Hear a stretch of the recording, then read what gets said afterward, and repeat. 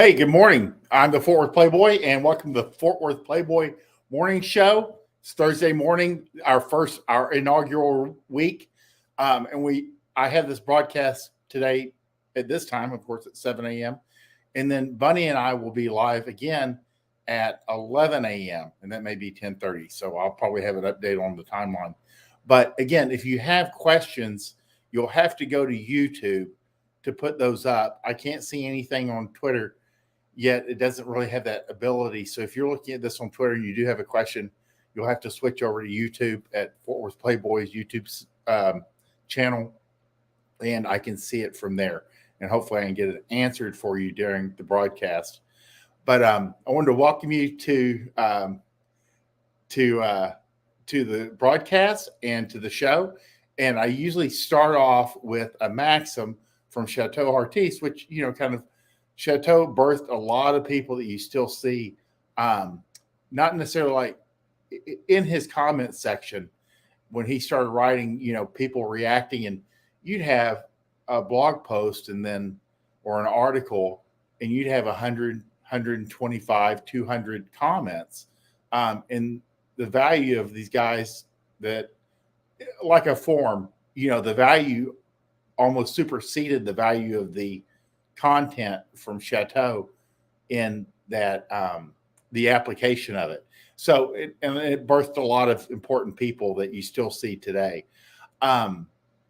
So maxim number 27. This is a good one. If you want a wife, stay clear of investing much in girls who constantly remind you that they like to have fun, get bored easily. And this is fundamental to a lot of guys do try to marry party girls that aren't quite through their party girl phase. I mean, if they're still saying this, they're still hitting the brunch with the girlfriends, they're still doing girls' night out, they still want to travel to Cancun without you. They're not quite, if you're a guy that's serious and you're looking for a serious relationship, she's not the girl for you, and she can be easily replaced. And I think that's where guys sometimes make the mistake of trying to fit a square peg into a round hole. They're like, this is a girl I got. I've got to make her, fit what my goals are. And she's never going to, or she's not at that point in her life. Like a lot of guys come out of college and they hit the ground and they're like ready to get married, get that checked off so they can focus in on their career. But the girl that they've been dating, she wants to party a little bit longer, like into her mid or late 20s, and kind of gamble with it. And they're not right for each other at the time, but she'll be right, when she's closer to 30 and, time's running out. So a lot of it is timing, and so much of game is timing. But when girls are still in the fun period, don't expect much serious out of them. And that's okay. You kind of have to figure out, because there are girls that are ready for a relationship, and they know that too. And, hopefully you guys can get into each other's sights. Let's see what else we got here on the timeline, but that's fundamental. When you hear, I just want to have a good time. It's kind of like when you're a guy and you like to run a rotation and girls are kind of pressing you for like what you're looking for. You're like, I'm just wanting to hang out. I just looking to hang out, have a good time, not have my freedoms infringed upon, that sort of thing. You kind of want to convey that you still want some flexibility in your life, and the right girls will stick around and the wrong girls can wander off and drag somebody else, or find a guy that's right for them at that time. Let's see, what you're enthusiastic about will determine your specialty. If you enjoy picking up girls, see, a lot of times, in almost all of these, like, specialize in what you enjoy and what you're good at, comes down to a lot of times I'll see guys in our world kind of shit on online dating, and they'll say, well, just meet girls when you're out and about. Just pick them up when you're, out and or at work. And they don't realize that like 70% of guys never see an eligible woman all day. I mean, if you work on an oil rig in West Texas and your hobbies are hunting and fishing, and you live in a town of, 1,200, you're not going to meet a lot of eligible girls ever. So online dating is actually a necessity. And for a lot of guys, I mean, if they work in a warehouse, if they, if their hobby is gaming or something, it's just, they're just not going to see women out and about. So if you enjoy picking up girls on the street, day gaming is it. But you have to have the right environment. And guys that like day game are guys who like to chase. They like the process of picking up girls. Whereas, you can really narrow guys down to two groups: the ones that like the process and the ones that like sex. Because you can take a day game guy and they have developed such high level skills dealing with women and put him online, and he'll close 7 out of 7 girls. Every girl he meets, he'll fuck on the first date because his skills are that good from being on the street. It's hard, but those guys don't enjoy just the outcome. They enjoy the process. So if you enjoy picking up girls on the street and you enjoy the process, day game is for you. Enjoy picking up and fucking girls. That's where you kind of mix it up. Guys that like that they don't just want to go pick up a hooker. So they enjoy the chase somewhat, but they do want the outcome. And they're more focused on the outcome than the chase. So night game, social circle game is always a good one. Online game, and passport bro game. That's where you travel. And that way you can still build your skills, but your close rate is going to be pretty high. These 4 things, other than social circle game, which is iffy, and it's more of a minefield than anything. You have to make sure not to burn important, like familial relationships. That kind of comes down. But social circle game is how people used to meet most of the time. Enjoy fucking girls. It really comes down to a sugar daddy game, prostitution game, an online game where you emphasize fast sex and like use some of the hookup apps. I mean, I'm blanking out. It's been a rough morning. But that gives you an idea of like, if you just want to go to the payout, you just enjoy sex. Sometimes, and I've talked to a lot of these guys in the consulting, they'd rather just hire a hooker than have to. I mean, especially when they're dealing with like a lot of business pressure. That's their best bet. They just kind of like get the edge off, and then they get back to work. Sugar daddy game is a little bit more. You can run that continuously. Again, I'm blanking out on the app for that, but there's a couple out there. And then online game, if you run it well, you can almost, if you've been running game for a while, like a year or two, maybe even just 2 years, you can work online game off of the basic like Bumble and Tinder, and be the right guy at the right time and the right, basically you pick your targets better. So those are your 3 mixes. Again, if you enjoy the process of picking up girls cold off the street, day game is your thing. But a lot of it is really going to come down to where you are, where you live, because this isn't something that you can just do anywhere. I know guys that do it in Austin, New York City, of course.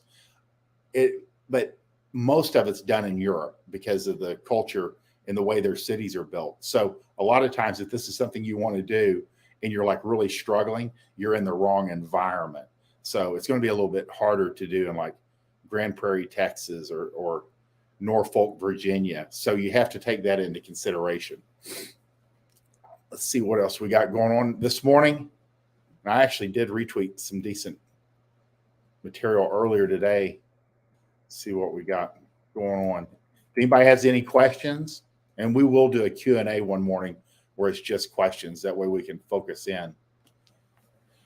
If you want to fuck a lot of girls over time, make it easier with the right job environment. Again, you want to stack the deck in your favor. It doesn't do you any good to just make your life harder because, if you really want to pursue women, and it's a big thing for you, and it's something that's top of mind. It's not going to help you working in a warehouse or being a trash man or being a welder.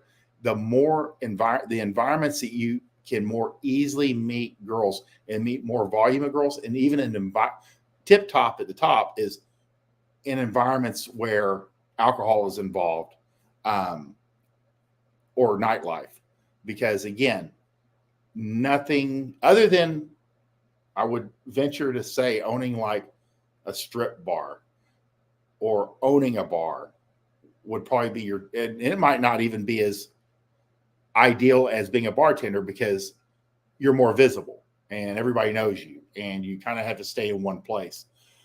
Whereas a bartender, you have that mix of personality. You make good money in a short amount of time. So you have time, the classic bodybuilding bartender, because you do need to hit the gym. And then you're in that environment, you're around women and alcohol. And and you're forced to talk. And the more charismatic you are, the better your tips. So there's this subconscious reinforcement of good game. A lot of guys have become bartenders and then they just became better with women inadvertently. It wasn't something, they just wanted to be able to make money at night. And some of them may even just want to primarily drink on the job. But at the end of the day, they became better with women simply because of the environment. And again, I stumbled on this. I worked as a doorman at a comedy club, which exposed me to guys that were like really quick-witted and really fast-minded, which really helps you dealing with shit tests when it comes to women. And I kind of said, holy shit, where did this come from?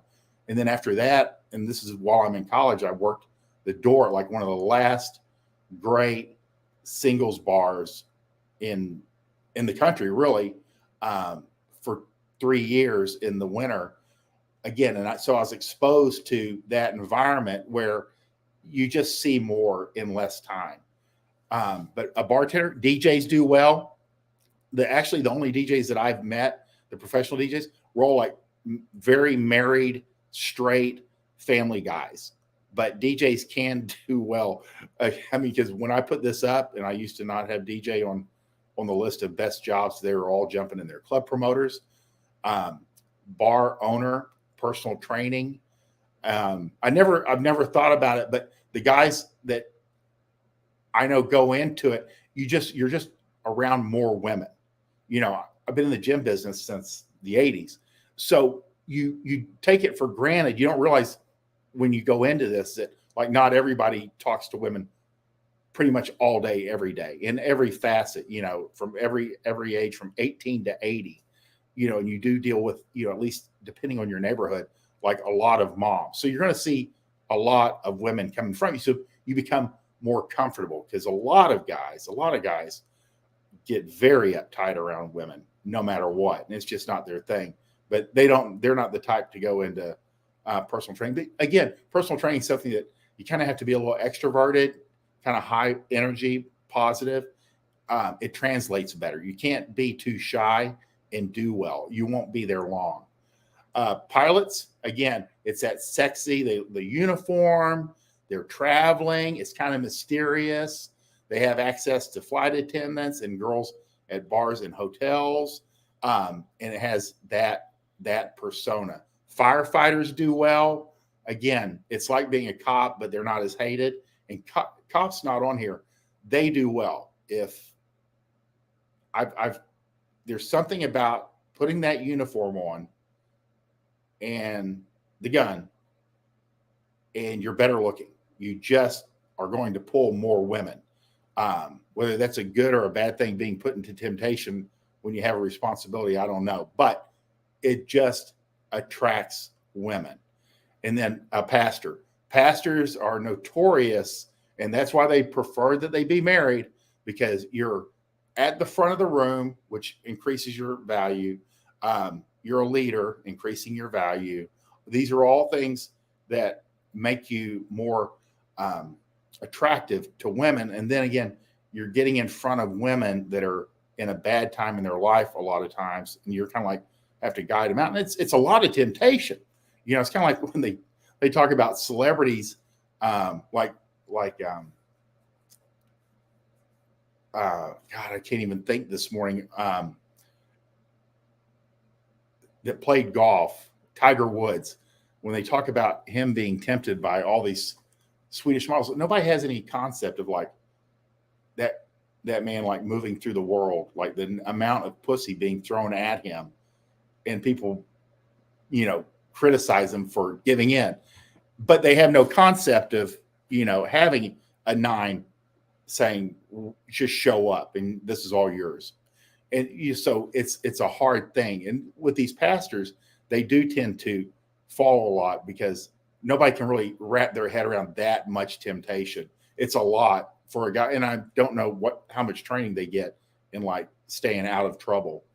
Hard jobs, anything that forces you to be in more of a service and blue collar, dirty blue collar, kind of like that one micro dirty jobs, it's going to be tougher.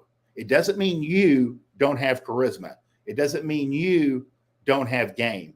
It means that it's a tougher environment and you're not going to have as many opportunities to run game on your day-to-day basis. Construction, it's almost all men. It's something like 95% men. HVAC techs, you're never going to run into too many women, and it's going to be like the owner's wife is who you're on the radio with. Plumbers, truck drivers, it's interesting. There's a gentleman that I follow in business, and he advised and advises for these find a mail order bride. And they did a survey because they're advertising a lot of different formats. And they did a survey and realized that 80% of their business was coming from long haul truck drivers, because you had guys that were making decent money, but absolutely had no opportunities whatsoever to meet women that would be eligible for marriage. So they were the biggest consumer of mail order brides, and still are at the end of the day. That's who goes out and actually goes all the way through the process, Eastern Europe, the Philippines, Thailand, to go through the process and meet a wife. Good money. They're looking for that loyalty because he's never home. But again, it's a hard job to meet women. Oil field, again, you're remote. You're out for 2 weeks. You're back for 2 weeks. Very hard. Lineman, this is one of those rural. It's kind of like being a rural Playboy. These guys get a lot of respect and earn a lot of respect. They're kind of like jet pilots, but it's a hard to actually on the ground to meet women because they're always out and traveling. Again, if you're moving a lot, but it's not the kind of sexy travel that you think of like business travel when you're in a nice hotel. We're talking about like out, rural, running lines, day in and day out with a bunch of dudes. And then you're in like a Motel 6 or a no-name hotel overnight, and then you're back on working. So city maintenance, again, that's a rough one. Probably a little bit better than the others because you're in the same locale. And city maintenance, you tend to get to know everyone in town, especially depending on the size of the town. So these are how you want to stack the deck in your favor. It's kind of like I tell people, should you exercise? Yeah, well, you need to exercise no matter what for your well-being, but it will help with your confidence, and your confidence will translate into charisma. So there's little things that you can do to stack the deck in your favor. Again, even like, how do I become more quicker mentally, which I need to actually practice because this morning's been very rough. And I say comedy. You watch comedy specials, go to, if you do like going out, go to stand-up comedy specials, improvisation, any of these things, extemporaneous speaking, where you get a topic and you speak on that topic for 10 minutes. You have like 20 minutes to prepare, and then you have a 5-minute or 10-minute speech. Anything that forces you to think and then categorize and structure it mentally quickly, and then make a presentation in front of people will make you more confident speaking, more quick-witted, and more creative. So these are things that you can do. Because again, if you've never been asked, for a lot of guys, one of the reasons that guys struggle with online dating is you're taking this guy who's 42 years old, he's newly divorced. Let's say he's an HVAC technician, and now he's not written really other than, a repair report since high school. He hasn't written anything about himself since high school. He doesn't have any social media. He doesn't like pictures being taken of him, and it's going to be tough. So that's the deal. You want to stack the deck in your favor, because a lot of guys don't have any skills whatsoever. And even just that you're here puts you in the top 10% because you're aware of it. You're aware that you can improve your game. So you have to take all these things into consideration. Make it easier for you to be successful is what we always say. Stack the deck in your favor. What were we talking about here? Hang on one second. Oh, we were talking about, when I'm talking about the military, because I had people going, is the military good or bad? It really, and there's no other profession more that it really just depends on your rank, your career path, and where you're actually stationed. So it's an individual mileage may vary depending on your specialty and location. Hard would be like an enlisted submariner. You're not around a lot of women. You're in this horrible, they love it. God bless them. But it's a rough environment, especially if you like picking up women. It's not going to be the best place for you. But on the easier side would be if you're a jet pilot in San Diego.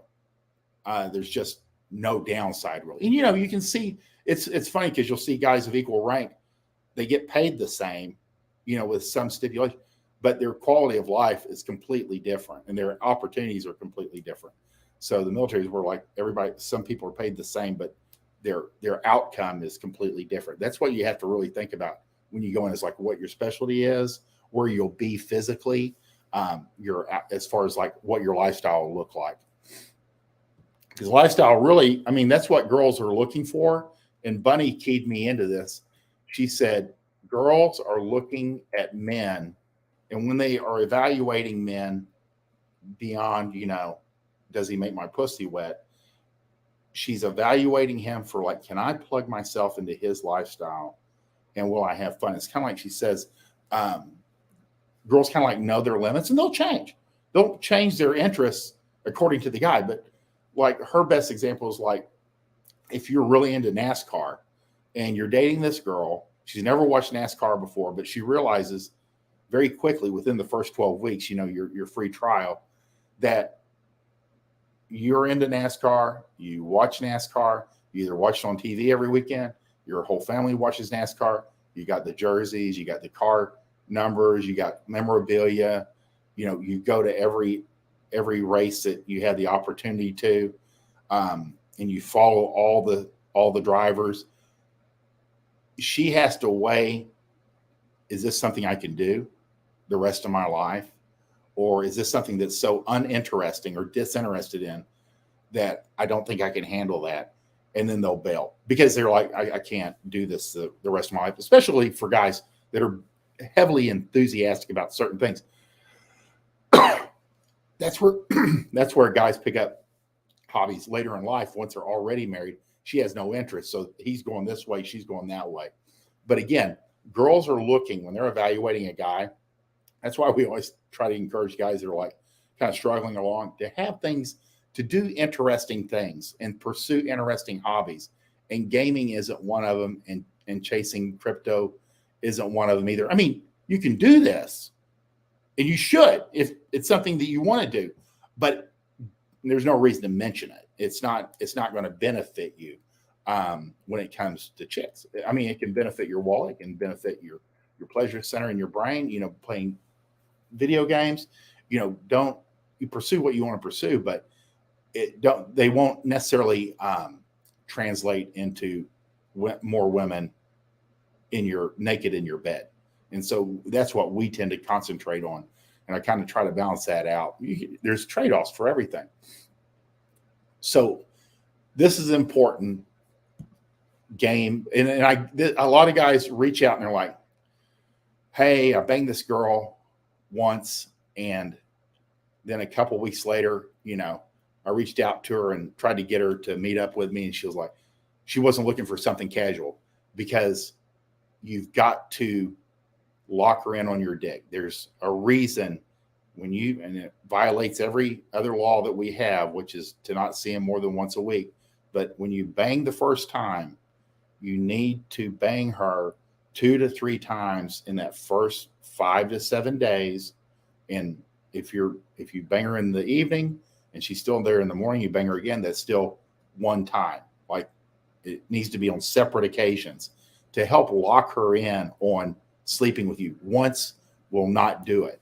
Okay, so until you fucked a girl a few times, limit your time and financial investment. New girls can and will flake with no notice and think nothing of it. Keep concerts, elaborate day trips, high-end dining reserved for girls that demonstrate high interest and fuck hard. And my God, there's a lot of typos in here. I don't know what was wrong with my brain this morning. And then there's Playboy. I had her attention at multiple banging. Yes, you need to do that right off the bat. Again, until you've locked him in on your dick, just drinks, just meet up, have her come over.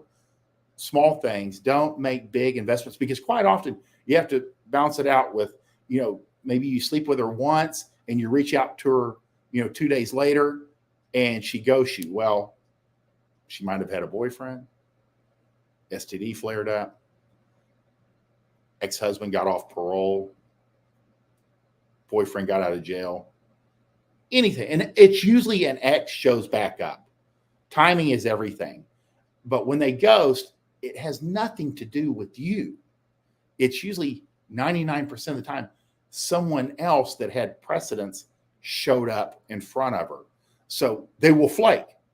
But again, you'll sit there and go, well, I should change what I'm doing. No. If you've got a system that you're meeting and closing girls within the first 1 or 2 dates, you've got a good system. Keep following it. You're just going to go through, and like I always say, hundreds, if not thousands of women to siphon out a few good ones. It's just the way it works. But you'll become very good at what you do over time. But new girls can and will flake with no notice and think nothing of it. Just remember that it's not you, it's them. And it has nothing to do with you. And again, if you don't throw a fit, if you don't, lose your shit, I'd say half the time they'll come back, they'll circle around when they break up with their ex again, when their ex-husband wanders off, or their ex-husband doesn't tell them that he's actually getting remarried, so there's all kinds of things. And they'll circle back and you just go, hey, what's up? And you just pick up where you left off. If you want to keep seeing them, it's completely up to you. But again, until you fucked a girl a few times and locked her in, and I got a video and I'll put it under the comments on this video on how to lock a girl in on your dick. Don't overinvest, get to know her pretty well before you start doing trips or, concerts, anything you're kind of like stuck together. Because I've even known guys that have gone on, like one gentleman that I know that went on a cruise with a girl he had been dating a few weeks, and then like the first day she's like on the phone with another guy that she's been dating, and it messed him up, but I mean, you need to know who you're with when you make big investments like that, unless that's just your thing. But that is going to wrap it up. We are at like 29 minutes and 30 seconds. This thing's getting a little bit tighter. And like I said, we'll post what time our show is on today with me and Bunny. It's going to be either 10:30 a.m. CST or 11 a.m. CST. I cannot remember which one. But let's see. How do you get over a breakup if it's your fault? I get the reasons, but we aren't talking anymore. Did actually like her quite a bit. She thought I wasn't committed long term, but I was. And we're going to, Bunny and I will attack that question at on our morning show and get that. Oh, it's 11 a.m. Central Standard Time, and we'll get that question answered for you, my man, because I'm going to have to step off this broadcast right in the next minute or so. But you deserve an answer, and we'll get that for you, and then we'll rehash it tomorrow too in the morning. Again, 7 a.m. right here, 7 a.m. Central Standard Time. And I appreciate you guys. This was not my smoothest production, but it will get better. This is just our first week, and we're going to get this thing tailored more to what you want and what benefits you and helps you with your game, pickup, relationships, and having a better sex life. There's no downside. So I hope you guys have a great day, and hopefully we'll see you at 11 a.m. also. Have a good one.